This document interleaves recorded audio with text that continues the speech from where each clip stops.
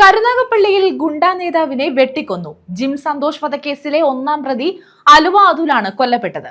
ജാമ്യത്തിലിറങ്ങിയ ശേഷം സ്റ്റേഷനിൽ പോയി മടങ്ങുകയായിരുന്ന അതുലിനെ കാറിലെത്തിയ 4 സംഘമാണ് വെട്ടിക്കൊലപ്പെടുത്തിയത്. കരുനാഗപ്പള്ളിയിലാണ് 4 അക്രമി സംഘം ഗുണ്ടാ നേതാവിനെ വെട്ടിക്കൊലപ്പെടുത്തിയത്.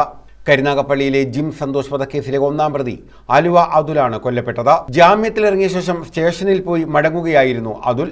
കാറിലെത്തിയ സംഘം കരുനാഗപ്പള്ളി പുതിയകാവിൽ വെച്ച് അതുൽ സഞ്ചരിച്ച കാറിനെ ഇടിച്ച് ദേശീയപാതയുടെ നിർമ്മാണ പ്രവർത്തനങ്ങൾ നടക്കുന്ന കുഴിയിലേക്കിട്ടു. പിന്നീട് ക്രൂരമായി വെട്ടിക്കൊലപ്പെടുത്തുകയായിരുന്നു. സംഭവത്തിന്റെ CCTV ദൃശ്യങ്ങൾ ഉൾപ്പെടെ പുറത്തു വന്നിട്ടുണ്ട്.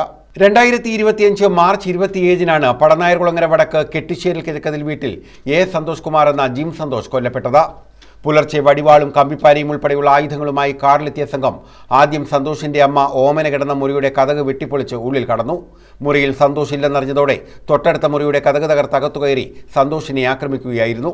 സ്ഫോടക വസ്തുക്കൾ മുറിയിൽ പൊട്ടിച്ച് ഭീകരാന്തരീക്ഷവും ഇവർ സൃഷ്ടിച്ചിരുന്നു. അമ്മയുടെ മുന്നിൽ വെച്ചായിരുന്നു ആക്രമണങ്ങളെല്ലാം. ശരീരത്തിന്റെ പല ഭാഗത്തും വെട്ടേറ്റ സന്തോഷ് കുമാർ മരിച്ചെന്ന് കരുതി സംഘം മടങ്ങി. ഇതിനുശേഷം സന്തോഷ് കുമാർ തന്നെയാണ് ആംബുലൻസ് വിളിച്ചത്.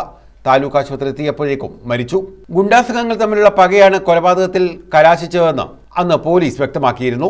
ഇപ്പോൾ പട്ടാപ്പകലാണ് കേസിലെ ഒന്നാം പ്രതിയായ അലുവ അതുലിനെ 4 കൊട്ടേഷൻ സംഘം ക്രൂരമായി വെട്ടിക്കൊലപ്പെടുത്തിയത്.